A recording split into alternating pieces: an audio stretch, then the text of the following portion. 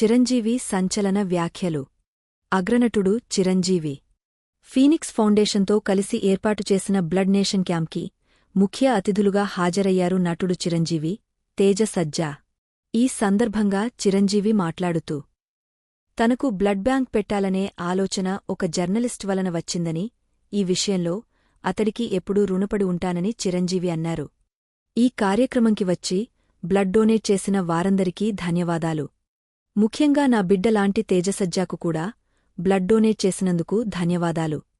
రక్తదానం పేరు చెప్పగానే నేను గుర్తొస్తున్నానంటే అది నా పూర్వజన్మ పుణ్యం.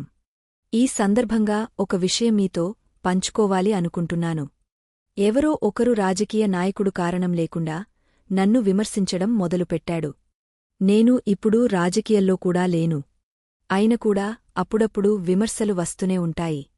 అయితే ఈ నాయకుడు ఒకరోజు ఏదో ముంపు ప్రాంతానికి వెళ్ళినప్పుడు అక్కడ ఒక మహిళ అతడిని నిలదీస్తూ, చిరంజీవిని అలాంటి మాటాలు అనాలని మీకు ఎందుకు అనిపించిందంటూ కడిగ పారేసింది.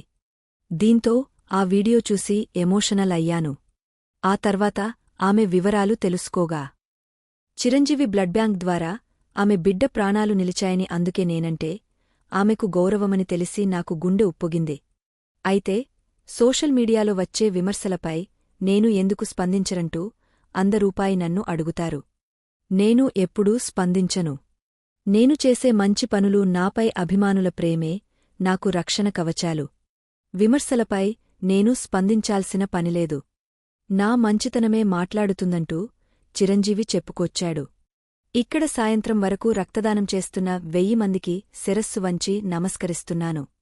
కొత్త జనరేషన్ వస్తుంది కాబట్టి మళ్లీ చెప్తున్నా రక్తదానం గురించి. ఒక జర్నలిస్ట్ రాసిన ఒక ఆర్టికల్ నన్ను రక్తదానం వైపు ప్రయాణం చేసేలా చేసింది.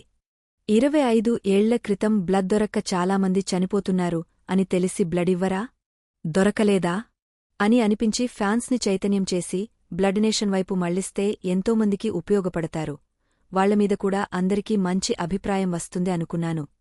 దానివల్ల ఎన్నో ప్రాణాలు నిలబడతాయి.